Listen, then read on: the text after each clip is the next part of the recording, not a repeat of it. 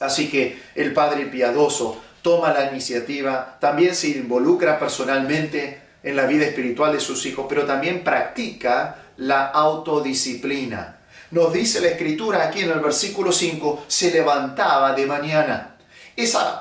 Obviamente todos nos levantamos a la mañana, a menos que uno duerma hasta mediodía.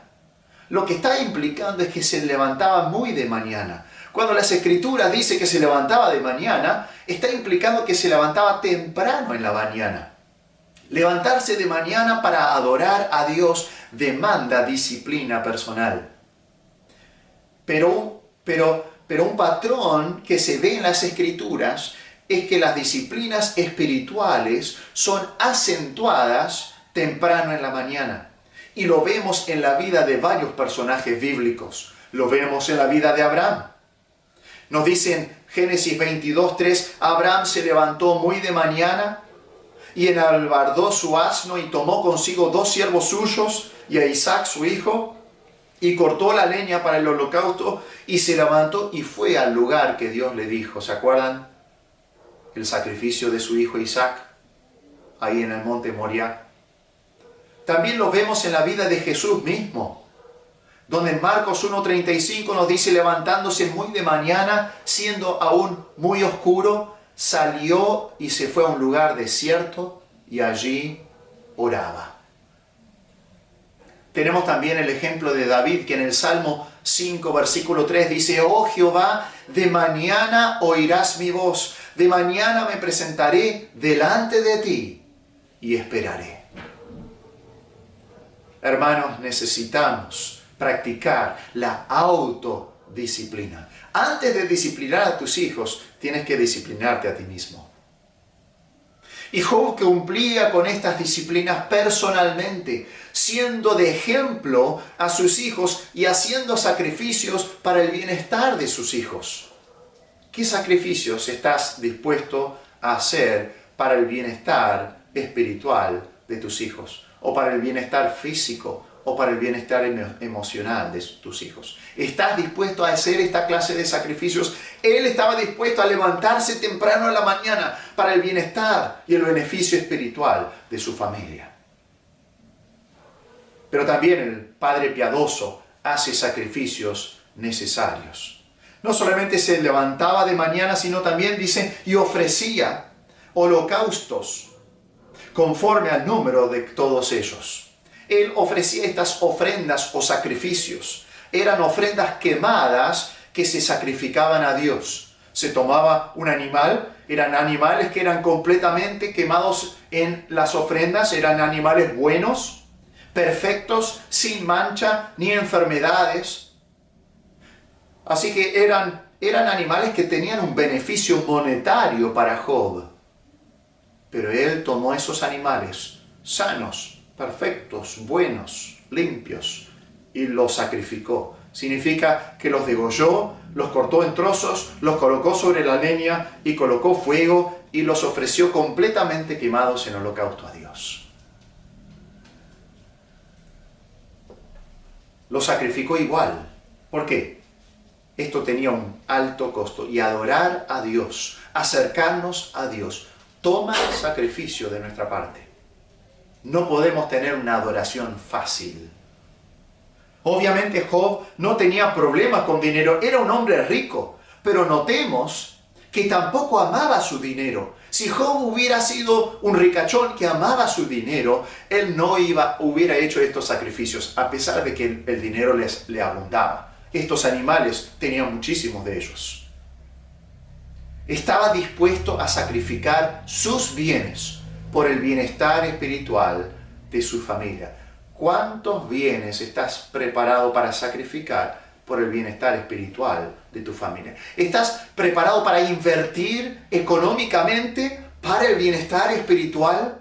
Dios nos manda a utilizar las ganancias injustas para la obra del Evangelio y para la obra del Señor. Y debemos hacerlo. Y Job no ofreció un holocausto en representación de toda la familia, una ofrenda en representación de todos, sino que por cada uno de los hijos ofreció un holocausto. Eran 10 hijos, 10 holocaustos, 10 animales sacrificados. Y los sacrificios cuestan. David dijo, no tomaré para Jehová lo que es tuyo, ni sacrificaré holocausto que nada me cueste. El olor de este sacrificio ascendía al cielo. El holocausto era un tipo del Señor Jesucristo, que pagó el precio de nuestro pecado. Y ese sacrificio en la cruz satisfizo la santidad de Dios y la justicia de Dios. Y fue un sacrificio de olor grato hacia Dios. Y produjo una reconciliación con el hombre. Y a través de estos sacrificios también, Job estaba buscando la reconciliación entre Dios y sus hijos. Pero no solamente él tomaba y hacía estos sacrificios necesarios, sino que también un padre piadoso, en quinto lugar, un padre piadoso se preocupa por el corazón de sus hijos. Él dice y ofrece estos sacrificios en el versículo 5, diciendo esto quizás en su corazón, dice, quizás habrán pecado mis hijos y habrán blasfemado contra Dios en sus corazones. Y por eso ofrecía estos holocaustos. Quizás sus hijos en su corazón, en sus pensamientos, profundamente en sus vidas, habrán blasfemado a Dios en sus pensamientos. ¿Cómo puede un padre darse cuenta que se preocupa por el corazón de su hijo? Tú y yo debemos preocuparnos por el corazón de nuestros hijos. No solo por la conducta, sino por el corazón. Pero ¿cómo nos damos cuenta si lo estamos haciendo? En primer lugar, un padre que se preocupa por el corazón de su hijo buscará que sus hijos agraden a Dios. No solo que se porten bien. Muchas veces hay muchos padres que buscan que sus hijos se porten bien. Pero si tú buscas que tu hijo agrade a Dios, estás preocupado por el corazón de tu hijo. Job quería que cada uno de sus hijos agrade a Dios. Dios quiere que cada uno de nosotros viva para agradarlo a Él. Por eso Él nos creó, para glorificarlo a Él. Y eso incluye también a nuestros hijos. Como cristianos, no podemos pensar que nuestra tarea está ya terminada cuando los criamos a nuestros hijos, los criamos bien. Hay una diferencia grande entre un hijo que no se mete en problemas y un hijo que agrada a Dios con su vida. ¿Qué clase de hijos tenés? ¿Estás criando a hijos que agradan a Dios o solo hijos que no se meten en problemas? ¿Qué clase de hijo sos? ¿Sos un hijo que cumple al pie de la letra las direcciones de tus padres, pero con el corazón no quieres o te rehusas a agradar a Dios? ¿Estás agradando a Dios con tu vida? Algunas veces nos vemos preocupados por la vida espiritual de nuestros hijos cuando se están metiendo en problemas. Ahí es cuando queremos que vayan a la iglesia o que algún líder espiritual les hable. Pero cuando se calma la situación o los hijos no están metidos en problemas visibles, dejamos de preocuparnos por ellos, a pesar de que no están viviendo para agradar a Dios. Muchos padres cristianos piensan que con tal de que sus hijos no estén cometiendo algún pecado mundano o grave, sus hijos están bastante bien. Y se conforman con eso. Dicen algo como, no, mi hijo no sale o mi hija no va a bailar. Mi hijo está con la computadora en su pieza o con los amigos en la escuela. Pero, hermanos, agradar a Dios es más que meramente no hacer cosas malas. Agradar a Dios debe venir del corazón, de una intención consciente de vivir para Dios.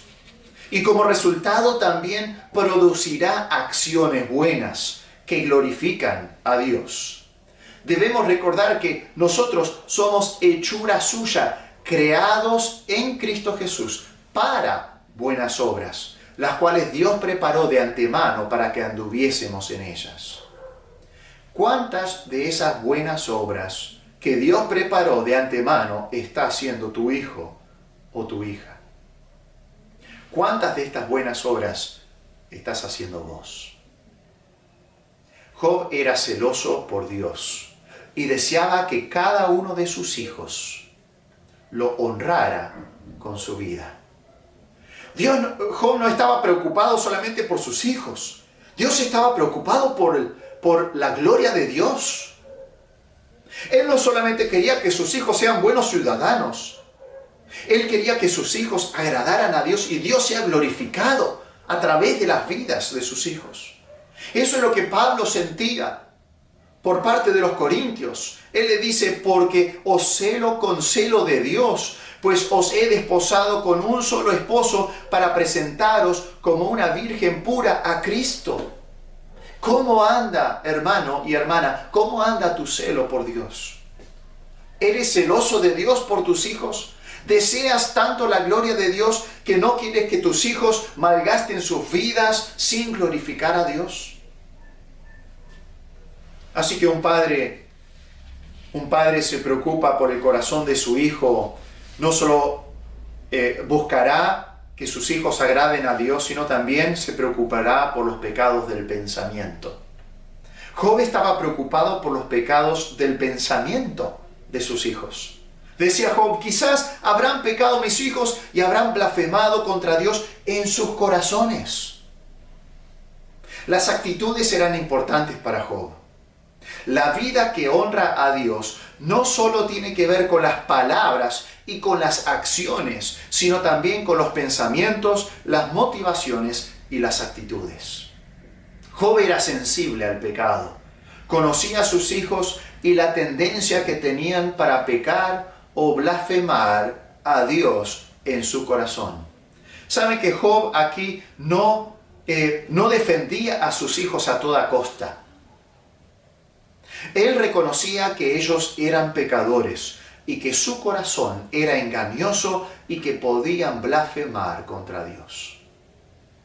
Nos dice Jeremías 17, 9 y 10, engañoso es el corazón más que todas las cosas y perverso. ¿Quién lo conocerá? Y el siguiente versículo contesta, yo Jehová, que escudriño la mente, que prueba el corazón para dar a cada uno según su camino, según el fruto de sus obras. Lo que piensa el corazón luego maquina las acciones. Y Dios conoce bien ese corazón y nos dará a cada uno conforme al fruto de nuestras obras. Pero nuestro propio corazón nos engaña a nosotros mismos. Muchas veces somos cegados de los problemas que tenemos en nuestro corazón. Los pecados reales que están muy profundamente arraigados en nuestra vida, pero no los vemos. Porque nuestro corazón nos engaña, pero Dios sí los ve y los escudriña y los puede exponer.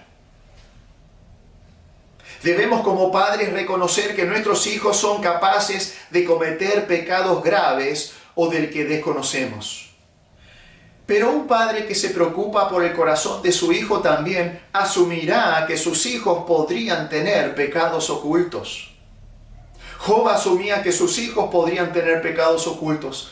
La Biblia nos enseña a cada uno de nosotros que debemos asumir que podríamos tener pecados ocultos. Nuestro corazón es engañoso y engaña a otros, pero también nos engaña a nosotros mismos. Job descubrió que tenía actitudes pecaminosas en lo profundo de su corazón, que recién salieron al descubrimiento cuando pasó por esas grandes pruebas y largas pruebas que él pasó en ese libro. Y tú y yo debemos asumir que podríamos tener pecados ocultos. Y por eso David, un varón conforme al corazón de Dios, oró esto en el Salmo 139, versículos 23 y 24. Examíname, oh Dios, y conoce mi corazón, pruébame y conoce mis pensamientos, y ve si hay en mí camino de perversidad, y guíame por el camino eterno. También expresó David en el Salmo 19, versículo 12, ¿quién podrá entender sus propios errores? Líbrame de los que me son ocultos. No debemos atravesar nuestro día asumiendo que todo está bien con Dios porque no sentimos que nuestra conciencia nos está remordiendo.